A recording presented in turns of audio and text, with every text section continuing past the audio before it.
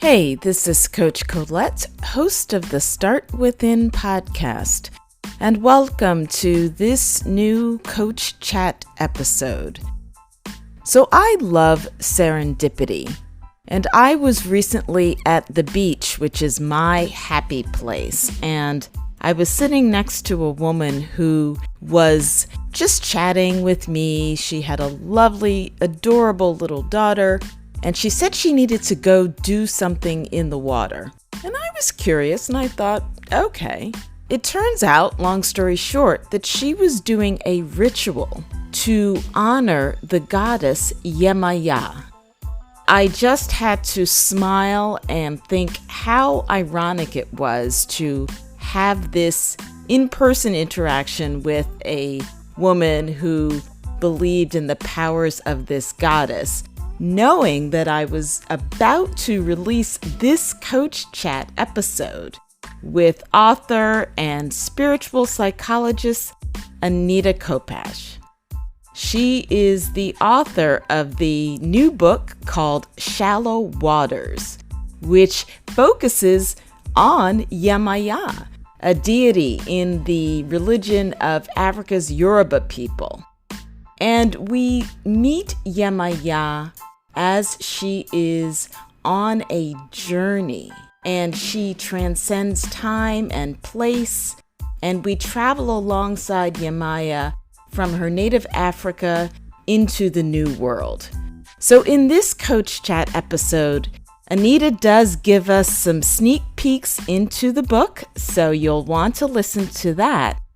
And we also talk about her spiritual journey, being someone who was so open and so receptive, even as a child, being able to communicate with our ancestors. And we've talked a lot recently on this podcast about how it is that we decolonize healing. And Anita shares that if she had been brought to a typical Western psychologist, being able to speak to ancestors, people might have thought that she was quote unquote crazy. And so we talk about what it means to be able to be open and open yourself to another layer of existence and another layer of wellness. Because when you're really connected to your soul, there is wellness.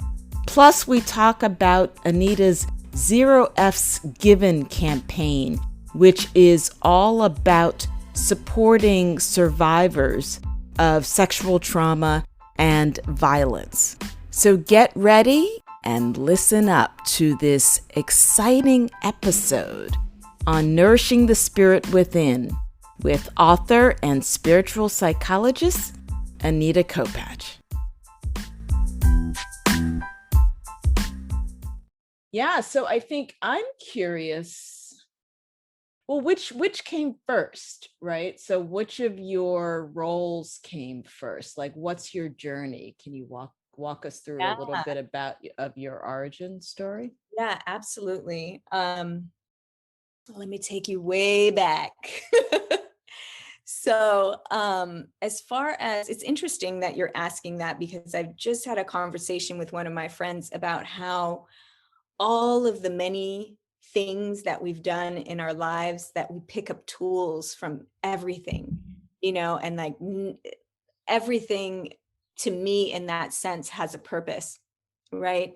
And I would say, as far as my beginning of my journey in the entertainment business, I started off as a model and an actress at 13.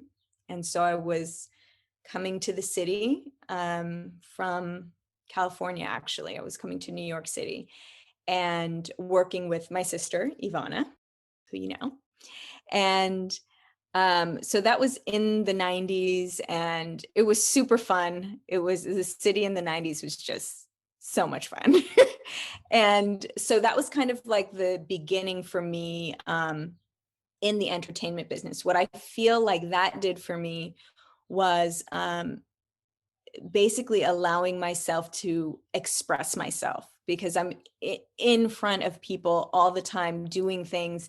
And there was like this comfortability of expressing myself in front of people, in front of cameras. Like that feels like that's what that was for, right? I knew I didn't want to do it for the rest of my life, right? But I was having fun. So that was the beginning. And then as far as my spiritual journey, when I was 18, I thought that I was going crazy. I started to hear voices and I was just like, oh, great. It's happening for me, right? Like what is happening? And what I realized is at the time I was at UC Berkeley and I was walking to school. And as I would pass people, I would hear the voice, right? And then the voice would go. And then I'd pass another person and I'd hear the voice. And I'm like, what is happening? Am I hearing what these people are thinking? I'm like, that's not possible, right? It's like, what is that? So I get to class and all of a sudden I hear this girl crying and I turn around.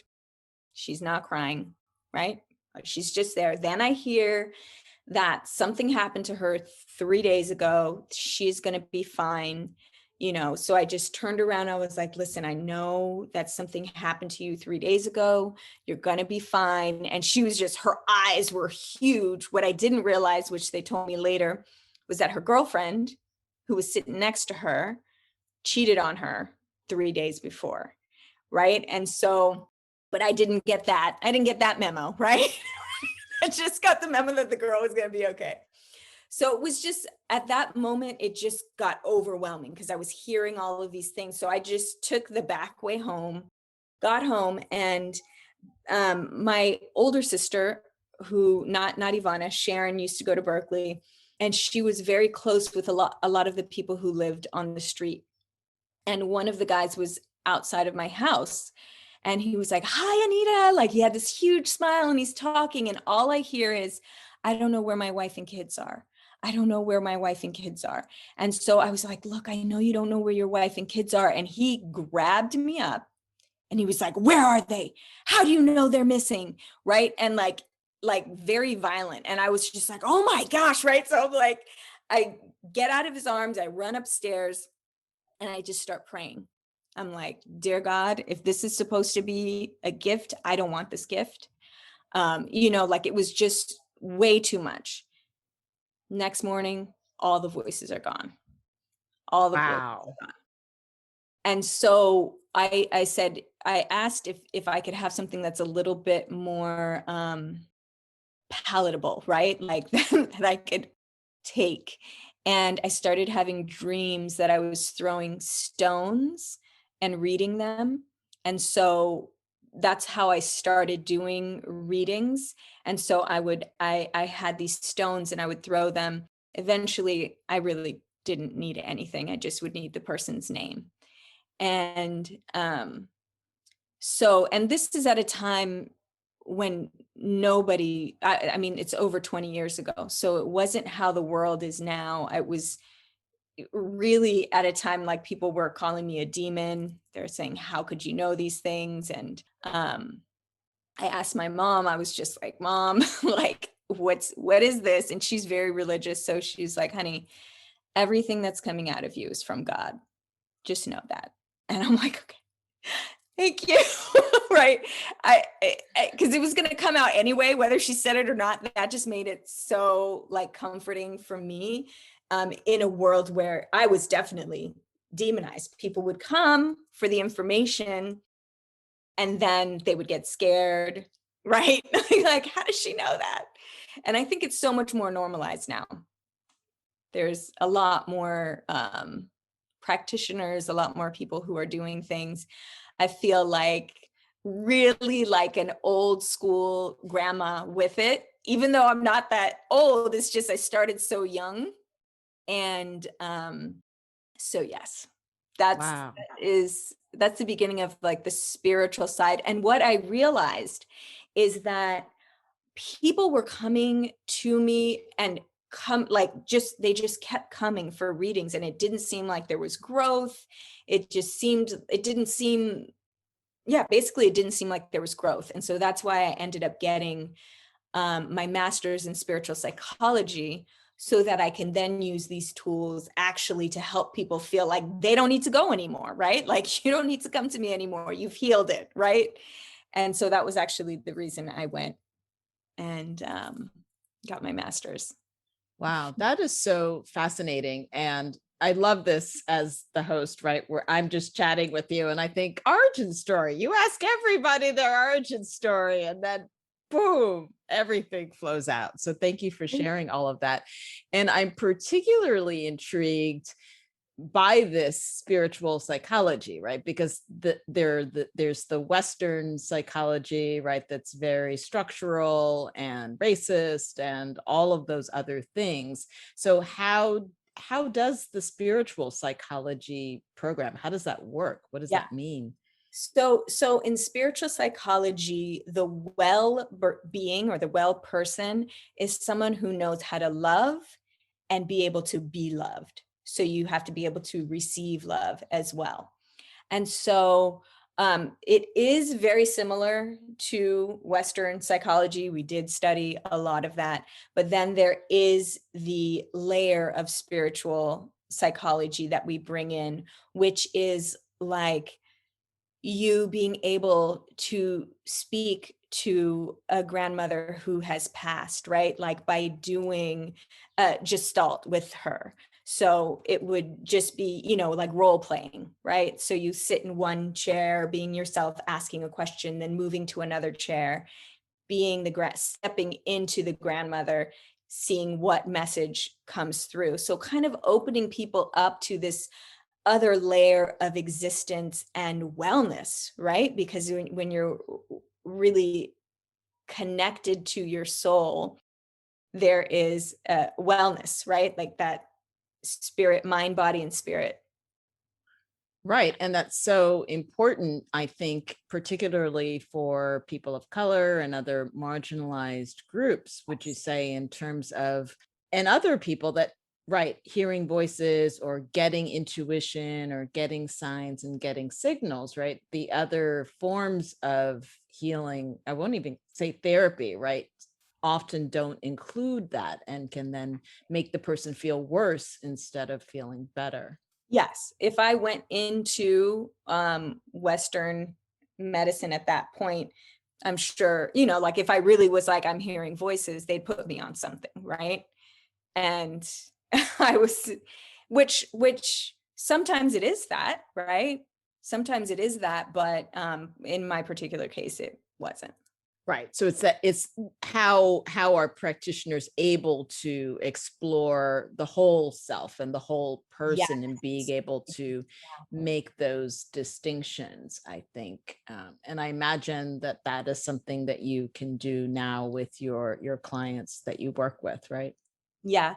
I don't have private clients anymore, but when I did have them, yes, we explored a lot of that. A lot of the people that I worked with came to me for healing sexual trauma. And it's very interesting because for a lot of people, they don't want to just dive into that. So there is much of what's happening in their whole life, and then we eventually get to it. While I have been known to push people past their comfort zone, it's still not, like I am aware of what I'm doing. And it's kind of like with yoga, like you want to stretch and you want to stretch a little bit past so that you can stretch past, and grow and learn. And what I've noticed is that basically the two things that people are the most triggered about are money and sex. And there is a whole journey when I'm coaching people in that way or about those things. A lot of times, especially if someone has experienced sexual trauma, the coach can become like there is either hatred or resentment towards me for making people move past it. And that was what was really important for me, was to get past my own people pleasing tendencies, because, when I'm in that, it's really uncomfortable if someone's hating me, right? Or someone's like mad at me or whatever. And so I had to get past that myself in my own coaching. I actually have about 3 sessions a week, right? Like that. I'm just like, I'm telling people, just do it. Like, get your coaching, get a whole team of people that are here so that you are successful in this life on all levels, But yeah, I just went into that. I don't know what I was talking about before. No, I think what I was hearing though were the themes of, in addition to, right, the people feeling the resistance to moving past their struggles, right? And raising my hand on that again, also as a coach, where I've said that I had moments in my life where I would say things like, don't show me the mirror, like, I don't want to see, right? I'm not ready. Yeah. And yet, in terms of those two themes of challenges with money and with sex, to me, and I don't know, I'm curious to hear what you think, what jumps out to me is then that reflects on worthiness, that reflects on scarcity or abundance, right? Like, then would you agree that that's where Exactly. people struggle? Yes. And the big thing is that, so like it's pretty much a human condition to wonder about your worthiness. I haven't met someone who hasn't had that, right? So, I mean, I guess I'm just thinking, like, narcissists might act like they don't have it, but I actually haven't met someone who has actually started doing the work, willing to look at themselves and be like, oh my gosh, it's been worthiness this whole time, right? Like, that's why I'm a perfectionist. That's why, I work myself to the bone just to prove myself, or, like, there's just so many things where that comes in. So yes. Right. And then I'm thinking, to your point of people that are that have experienced some form of sexual trauma, right? Then that's like another layer on top of that makes it even more challenging to thrive and be whole. Yes, because then you add this layer of guilt, of shame, right? And the interesting thing is that even if you haven't experienced sexual trauma in this lifetime, there is someone in your family line who has, and it has been passed down, the reactions, right? So if someone is very guilty, or someone feels very shameful, a mother or a father, and they pass it down, how they act, like, then that's being passed down to you. So you might not actually have experienced the sexual trauma, but you're still acting out the illness from it. Wow, that's fascinating, because I've heard of it in terms of like ancestral trauma, right? So if you think of, right, Black people, we're carrying a lot of this, and any Indigenous people of color, right, we're carrying this. And I was thinking of that, right, like, I guess through DNA, right? Like that sort of thing. But then now adding another layer to that, right, is the behaviors of within families, of how we respond to things, or how we don't respond to things, or how we don't talk about certain things. That guilt and the shame then can manifest in our own behaviors. Is that what I'm hearing you say? Absolutely. Yes. Wow, that is so fascinating. So was it this or something else that led to your zero F's given? Like, what was Oh, yeah. the So, origin for so that? with zero F's given, I was molested when I was 7. And I've two family members have apologized to me. I only remember one happening. The other one I do not remember. But it's in my body, right? My body remembers. And so what happened, there's actually a few different things. There was just this realization that I'm like looking at the world. I have 3 kids. I'm already, I have my career, and I'm like, gosh, everyone seems to be enjoying sex. And I was not, right? Like I was like trying to run away from it as much as I could, right? There'd be like a standoff in the bed with me and my man, like, I'm like, no, not tonight. And I was, because I would, when I would start into the energy, it would just click into the memory, and I would have flashbacks of what happened to me when I was younger. And so that was happening. And at that time, my middle daughter was 7, and she was going to a holistic orthodontist dentist. She had an underbite. And while the woman, and this woman actually did the master's program with me. Her name is Dr. Sherry Sammy, and she did we did our master's in spiritual psychology together. And so she knew some of my background, what had happened to me. So she was doing some cranial sacral therapy or whatever it's called. I don't know what it's called. And on Tila, and she was just like, oh, can we talk in the office? And I was like, yeah. So we get into the office, and she's just like, has Tila been sexually molested? And I'm like, I hope not, right? I'm super vigilant.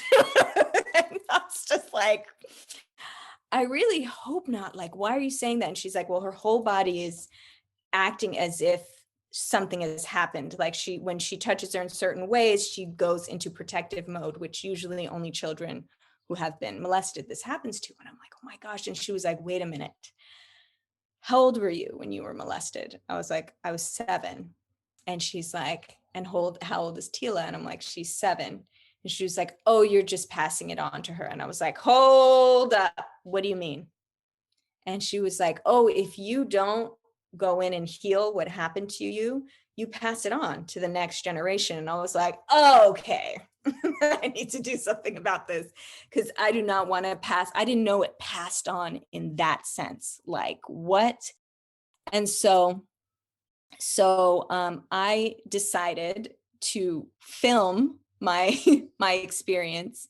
And I don't remember if you were at Goddess on the Go when we showed it, right? The film, I can't remember. But I did a film called Touched, and we were basically following my journey of healing from sexual molestation. So for probably since my 20s, I'd been doing talk therapy, got myself to a certain area. But like I said before, I was not enjoying sex. I still had a lot of issues in my body. So I did this work with a practitioner who could feel where you hold trauma in your body. Wow. And so, we went through many different things, and he found where I was holding the trauma. And, it was really intense, because he went through my whole body from my head and finally gets down to my toes. I'm like, listen, I don't know where you think the trauma is, because I'm not feeling, because he was like, it's going to kind of feel like a bee sting. And he got down to my toes, and it was there, right? I was like, oh, and because I really thought like he was like, nope, this is it. I thought he put something in me, and he presses on it. And all of a sudden there's this screen that comes in front of me. Like I close my eyes, and in my imagination, the screen comes up, and it shows me the last time that I was molested, me and the person, right? And so I got to kind of see that I was a baby, right? Like, because when I think about it, I think about it as me, right? Like not necessarily as just a little 7-year-old, right? Right. And I saw, which I hadn't remembered, that the last time I asked him to do it to me because it was pleasurable, right? And so that's where the huge like guilt, and I'm totally engaging in a part of it, right? Like I was just like, oh my gosh, that's where all of the shame and the guilt comes from, because I was feeling like it was me, right? And so once I saw that, I mean, I was a mess, right? I was bawling, crying, everything. But the healing from that was incredible. incredible. And after I did that, I actually went and one of my titles is a Tantra coach as well, right? Because I went and I studied Tantra after that, so that I could bring people back to pleasure once they've gone on this journey. And yeah, like my experience in the bedroom is completely different now. Right. So I Right. do know that it can be healed from an experiential point of view. Right. Right. You've walked the journey, right? It's not just theory. It's actually, you've lived this experience. Yeah. Wow, that's and I think there's so many levels of that, right? And it just brings me back to that phrase of the body doesn't lie, right? The fact that we hold it there. I mean, I share EFT tapping, so listeners know that that's something that I do, and right, can have those moments of tapping on points. I've had, experiences where we think we're tapping on X, right? And then like someone once was like, oh, we're going to tap on back pain. But of course, no, that's right. Got transported back to where that experience, which was a traumatic experience, right? And the trauma is being held in that part of the body. So that is just very powerful. And thank you for sharing your journey with us. And so the film was touched, and then the campaign around that is So the Zero Fs. campaign around that. Thank you. I love how you bring it back to what we were talking about. So Zero Fs Given is a nonprofit that I started to help people heal from any sexual violence that they have experienced.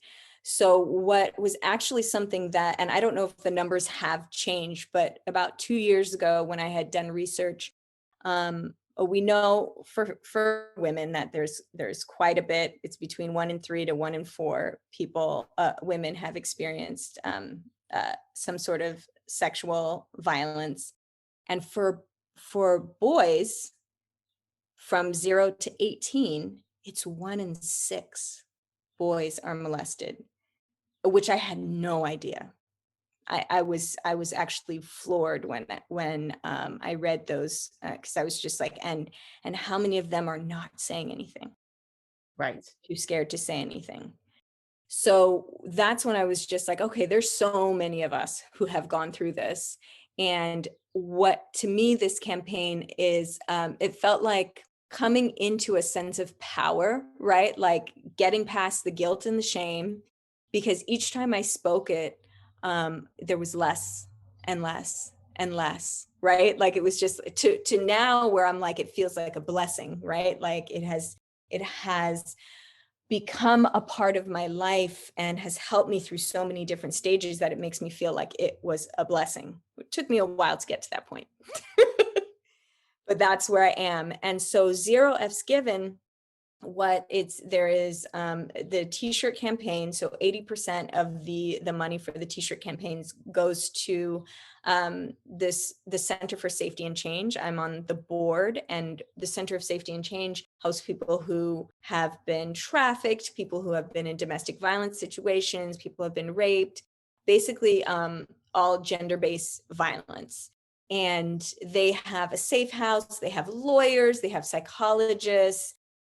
We're in the process of creating a 4th floor, which is dedicated to all of the children. Last year, the youngest trafficking victim that we helped was 7 years old. So there's all kinds of things happening, right? And so what I was saying before is that with Zero F's, I help with Center for Safety and Change. And during the pandemic, I bought groceries for people who needed food.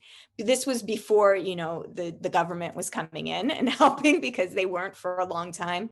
And so I was able to help people with food. I started programs that help people who have gone through, and it's not just people who have gone through sexual violence in the program, but I would pay for people who have gone through that to go through these programs that talk about different things. So there's a lot of different ones. Some of them are health, right? So for a lot of the people that I bought groceries for, I also added them onto this Zero F's Given Restart program where we learned how to let go of sugar, right? And so there's just so many different things, because when you've experienced that, it's not just about healing that part of your life. It seeps into everything, especially power, self-power, because when you're not connected to your sexual energy, right, or your pleasure center, you are not connected to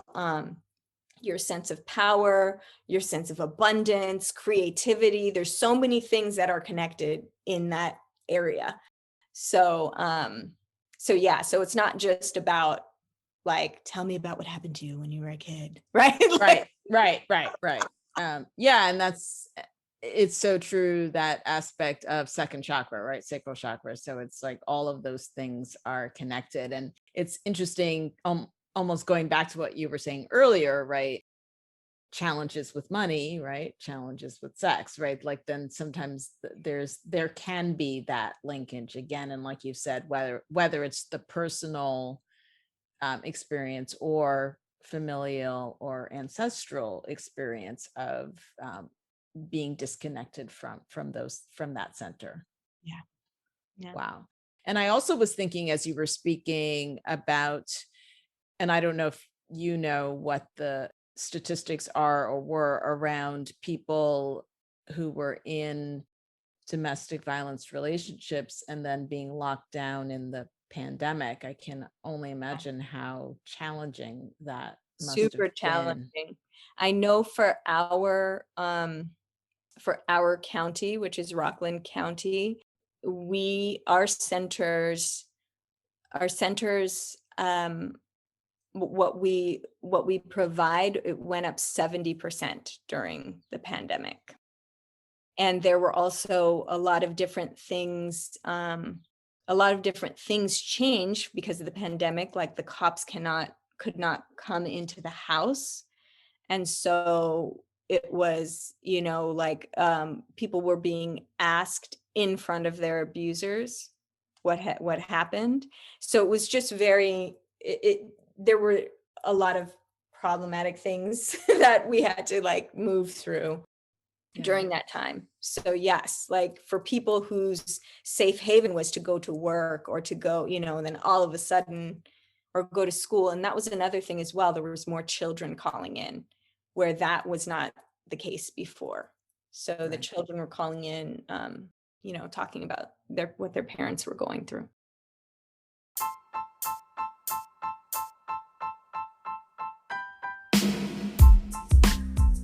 Do you wear your busy badge so proudly that you forget to take breaks or eat lunch? Hi, it's Coach Colette. I know we've all experienced a lot of stress, particularly in the past year. That's why it's crucial for you to proactively create opportunities for self-care and self-love. Want to see what it's like to commit to 7 days of self-care and me time? Then get my new resource, 7 Days of Self-Care. It's an e-journal that can be a resource of inspiration and ideas to help you find new ways to care for yourself, physically, mentally, and spiritually. As Audre Lorde says, self-care is not self-indulgent. It's an act of self-preservation. So go to gum.co/self-care e-journal to claim your copy of this new resource. It will help you to be able to support yourself, find time for me time, and allow yourself permission to thrive. Go to gum.co/self-care e-journal to claim your me time.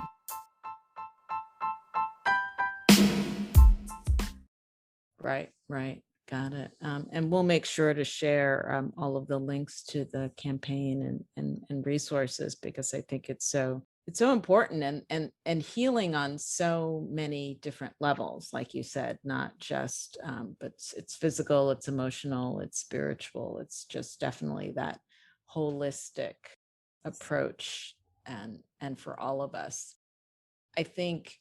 And I tend to weave threads, so you can tell me if it's a completely different thread, but is this connected to the book, or was So, that a different journey?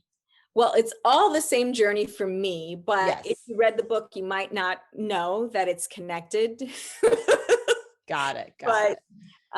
I within the book, what I've infused inside of the book, which Right. So we should say the book is Shallow Waters, and we book will is make sure that we share that link as well. yes, yes. So I wrote a book called Shallow Waters. It comes out August 3rd on Black Privilege Publishing, which is Charlemagne the God's imprint on Simon and Schuster.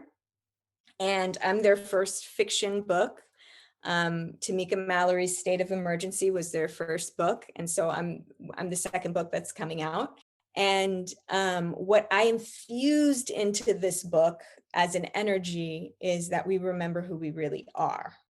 And so what the book is about Yemeya. So Yemeya is, and you probably know who she is, but just to say for the audience, if they might not know, she is a Black mermaid. She is an Orisha from the Yoruba people in Nigeria. And stories of the Orisha and Yemeya, written accounts go as far back as the 1500s, but the stories and parables are all they're all passed down by word of mouth, oral tradition. So nobody really knows how old these stories are. Maybe somebody does, but I wasn't able If to. we ask, I'm sure we could probably get Yeah, that, or you could. I don't know about me, but I think you could probably get that information. exactly.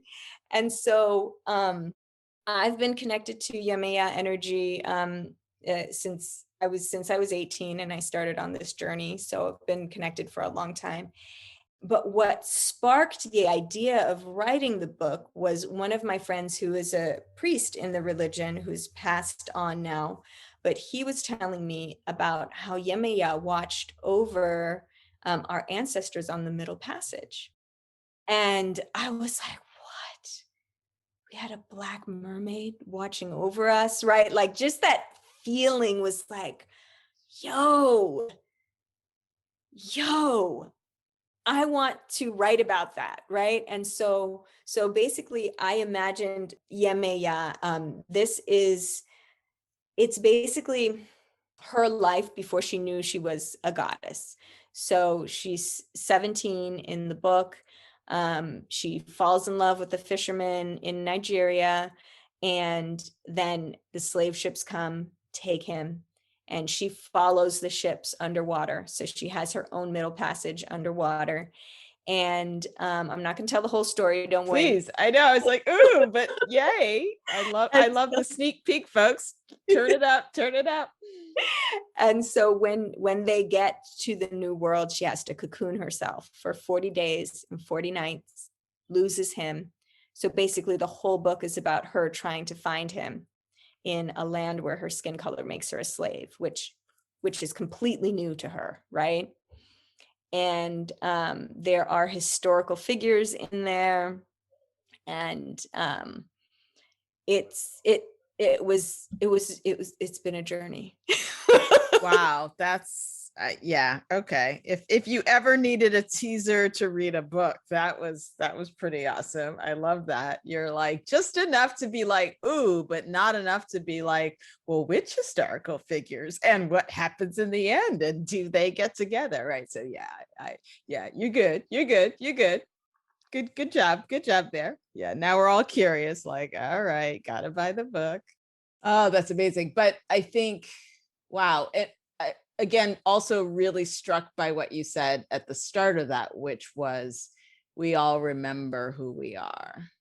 And I'd love, what is that? What do you mean by So that? remember who we really are. So remembering, you said the word demonized before, remembering who we were before we were demonized, before our spirituality was demonized, before our skin was demonized, right? Like, so back before we were brought over, for chattel slavery. So this, Yemeya is a figure that was there for us before that, right?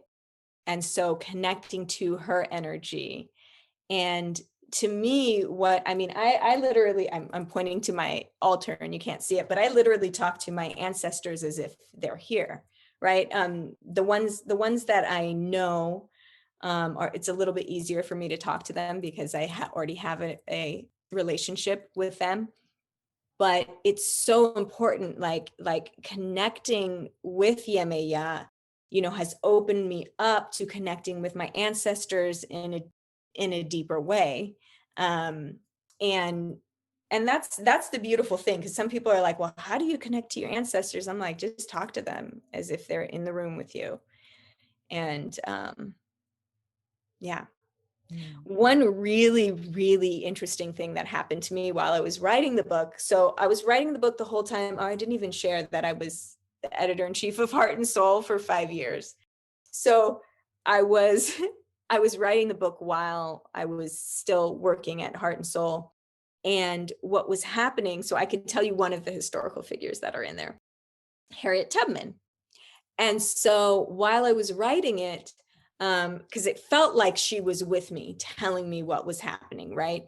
And at one point she said, okay, and I give, this 2-year-old a tincture to help her sleep while they're running so that she doesn't make any noise, right?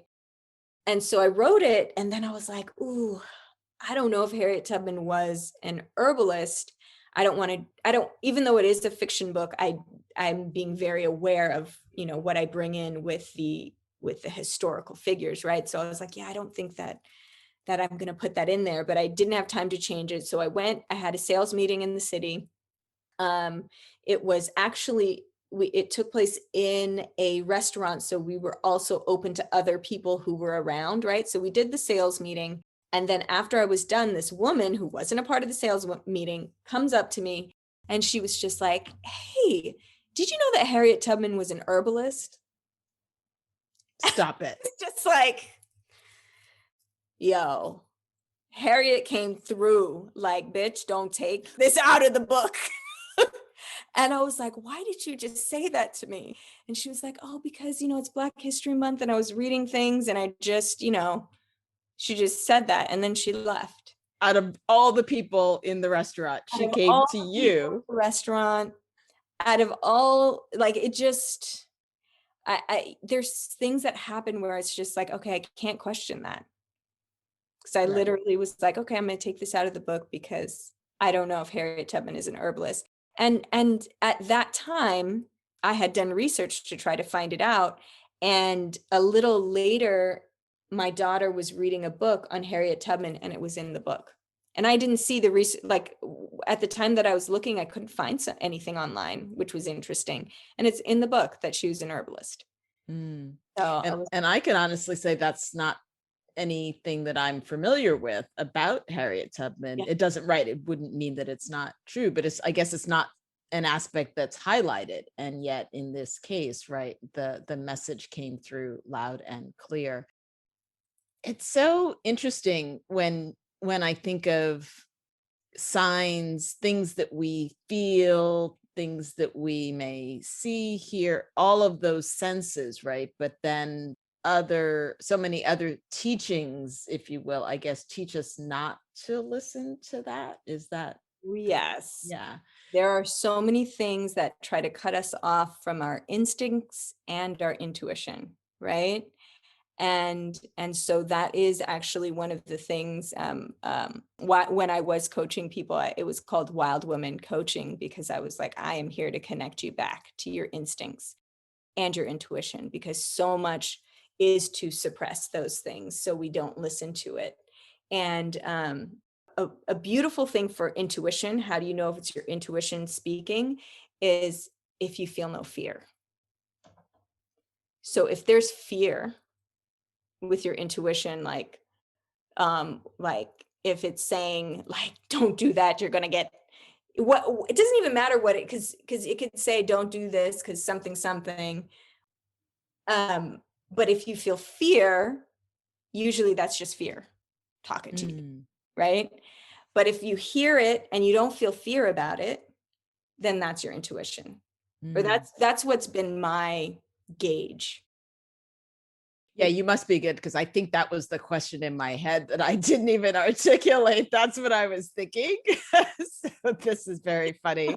Listeners, again, can't make this stuff up, because I think that's what I was thinking, because I have these conversations. Again, I think most listeners know that I've been solo quarantining for this whole time. So I've done a lot of talking to myself. And so there is that sense of, how do I clearly distinguish between the intuition and fear, or intuition and doubt, right? Because I ask myself a lot, and I will get yes, no answers, right? But then there's still that thought of, okay, do I trust the answer? Yep. Right? Yeah. Where is that coming from, right? Like, where are those answers coming from?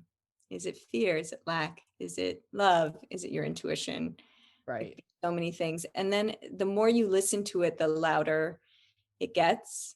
I remember I went to go see Oprah once, and she was saying that she was talking about how when like God speaks to you, at first it's like a whisper, right? And then if you don't listen, it gets louder, like a knock, and then friggin' knocks you out, right? And you're like, okay, I hear you, right? So I know. I love that. I think she has called them like God slaps, right? So I feel like sometimes I've gotten the slap, sometimes I've gotten the punch, sometimes I have to get kicked in the gut, right? Before whether or not I listen to them. I actually have had those experiences though, where it was actually, I guess it was obviously all pre-pandemic, and it was actually connected to the podcast, which I think would be relevant to bring the story up. And it was clear as day, the voice that I even now can't even tell you what it sounded like, but it said the name of someone. Nana Isanaki Wowo. I don't even know that I told her this. And we ended up doing a Let's Talk Live episode, but it was weird. It was like this clear, because I was like in this, like, I don't know, I think I was in the who should I have on the show kind of conversation. And it was literally like her name loud. wow. And again, I'm home, I'm by myself, and I'm looking like, around. me, right? And I've had a couple of those moments now that I think about it, in different ways. And that's what's interesting about it, that it's different than when I'm asking the question, right, to myself, that there are those times where I do hear things where it's like very, very clear, like the message is very clear. Yeah. It's so true. I mean, the funny thing, this is a story I bring up sometimes to show the difference, because I am super intuitive, right? Like, and I do hear things and I get messages that are very clear and very correct. But one time when I was leaving LA to come back to New York, my middle daughter, her favorite cousin lives there. She was young and she wanted to stay in LA. So right before we were supposed to be leaving, she was gone. Her and her cousin, they were gone. And I'm like, oh my gosh, right? We're looking through the house. We're looking all over the neighborhood. I was like, okay, Anita, you're intuitive. Go in and see where she is. And I'm like, close my eyes. And I'm like, oh my gosh, I see a red truck. And, it took them. And so it was like, I'd like tell everyone in the neighborhood. Next thing you know, they were hiding in a friggin' closet. And I was like, my intuition was so off, like so off, but it was all based in fear. Like the whole thing was based in fear. It showed me the same way that it shows me when it is correct, right? Like, so that's when I was just like, okay, when I am in that space, that is no time for me to like, for me to drop in. Right. Not drop in, and right, because you're not asking from a place of groundedness. You're not asking asking from a place of secure confidence, right? It's a Okay. Yeah. space of anxiety. It's a space of worry. That makes sense to me. And this is a really great segue to the question that I ask all of my guests, which is, what does start within mean to you? Oh, that is beautiful. Um, to me, start within does feel like that, like just closing our eyes, checking in with ourselves. What is it that we really want?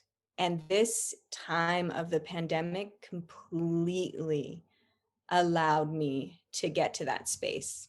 I had no idea that I was moving as fast as I was moving. And when the pandemic hit for me, everything slowed down. The jobs I was doing, like basically everything shut down for me. And so I was forced to completely slow down. And I was like, oh my gosh, I have been outrunning my spirit, my soul, my whole life. I haven't allowed it to catch up. So start within feels like, okay, if you start there, then it's all good. Mm. Yeah, I just got like a warm and fuzzy feeling when you said that on the inside. That just feels yummy. I'm being called to ask a question around courage, Mm. and where is it that we can find the courage? And I know the answer is within, but like, I don't know, like, do you know what I mean? Like, how do we, maybe how is it that we build our courage to start within, or maybe to listen to what we get from starting within? Yeah. It's so interesting because as you asked that, what came up was curiosity, like being curious about ourselves and starting in that way, asking the questions, even small questions. Why did I just do that? Or why am I feeling this? And then kind of getting into the flow of being in conversation with ourselves. And then we can see where is it that the courage is needed, right? Like, what do we want to move through? For me, it took an immense amount of courage to even say that I was molested the first time, you know, and to go on a journey of healing it. And I would say that's where my courage came in the most. And while it does start within, it's so important to be surrounded by people who want to see you win, right? Like by people who are encouraging this movement of your healing. And so when you have that, or you curate that, right? Because sometimes we don't have that. Some people are not born with it, right? So you got to curate it around yourself. And and then what happens with courage is, like, when you take a small step towards it, it's like it takes a huge leap towards you, and you just like turn into this lion, right? Like it's just like, okay, let me roar. Like when you say your truth for the first time, even if your voice is shaking, there is this courage. I have chills. There is this courage that comes out that is like, it feels like it's coming from a well that is not necessarily connected to me, right? But there is a almost like a synergetic energy that comes out with you and the earth when you express it, if that's even a thing, but that's what it feels like. No, I think it's that. And we talk about that. I don't know who the we is that I'm speaking of, but like when you think of, like when you said that, the connection to the earth, why it's important to have feet on the earth, like actual feet, not just our shoes, but in grass, on sand, in lakes, rivers, oceans, whatever. That's what I got from what you said, that connection. And I think it's because I spent no time at the beach in 2020 because of the pandemic, and so I feel like that's where I really, although I was able to see nature, right, I didn't really spend any time in nature. Yeah. And that, I think, is something that I was lacking Yeah. and Me missed. that grounded connection to the earth. That's wow. Amazing. I love these conversations because I never know exactly where they're going to go. And this has been so amazing. And what's next on your agenda? Oh, I mean, I guess what's next is really, well, I'm not sure how much I can share, but Ooh, oh, I love that. She's just teasing us all up and down. Start within listeners. But yes, so I know what I can share is this is coming out August 3rd. Shallow Waters is coming out August 3rd. There will also be an audio that is read by my sister, because I was thinking of who did I love reading me stories when I was younger, because I didn't feel called to reading it myself. I was like, I wanted to hear it in the voice. And who that was is my mom, but she was, I know if I asked her, she'd just be so annoyed at me. She'd just be like, Anita, I don't want to do that, right? Like, she would be so annoyed. And so the second person was my sister. And so I asked if that can happen, and they were so down with it, which then shows the sisterhood. And, like, there's just so many yummy things within that. So those are coming out August 3rd. And it's super important nowadays, the pre-orders.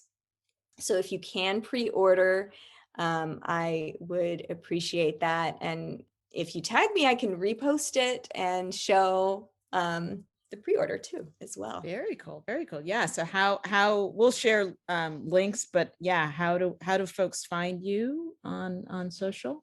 Yes, I am my name, Anita Kopacz, Anita Kopacz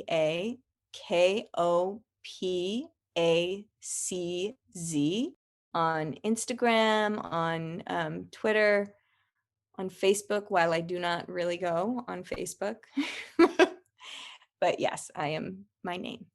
That's fantastic. And I love the sisterhood part, because when you were saying before about sometimes we have to either connect to the community we're born with, right, sisterhood, and or curate our community of support for healing and personal growth. I think that that's so key. Exactly. Very key.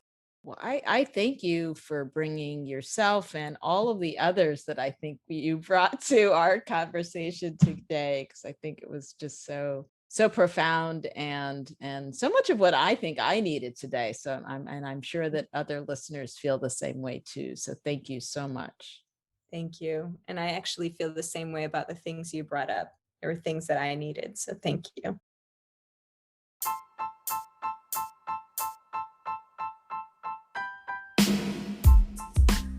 If you enjoyed this episode and haven't already subscribed, you can do so on Spotify, Apple Podcasts, or wherever you like to listen. You also can connect with me on Instagram at Coach_Colette for more inspiration on personal growth and wellness. Stay tuned for another episode of Coach Chat, and get ready to start within to finish strong.